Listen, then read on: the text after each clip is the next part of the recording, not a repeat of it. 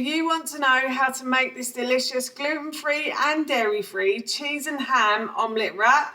Let's go. For this recipe, the first thing I've done is I've grabbed myself a large saucepan and I'm going to put that onto a high heat on my hob, and I'm going to add oil to the base of this pan, and then I'm going to leave this pan to heat up.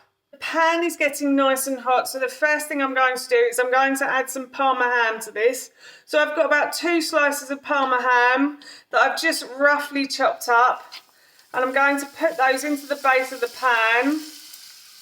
Oh, and I'm going to fry the Parma ham until it starts to go slightly golden in colour. What I'm going to do is I'm just going to turn the heat down a little bit, and I've got 2 eggs that I'm just going to scramble, and then I'm going to pour that over the top of the Parma ham, and then I'm just going to use my fork to scramble it a little bit. I don't want it scrambled too much.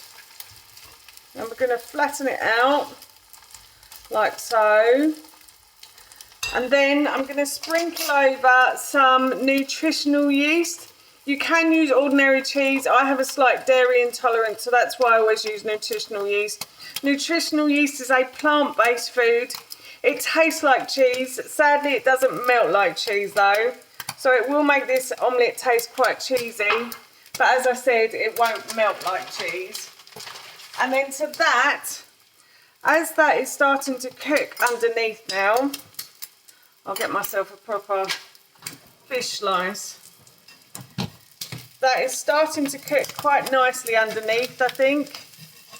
What I'm going to do is I've grabbed myself a gluten-free wrap. Just going to place that on top, and then I'm going to leave that omelette to cook for another few minutes. The omelette is starting to cook beautifully underneath, so what I'm going to do is just carefully lay a plate on the top of the pan, and then I'm just going to flip it over and then just put that back into the base of the pan, and I'm just going to let the bottom cook for a little while now.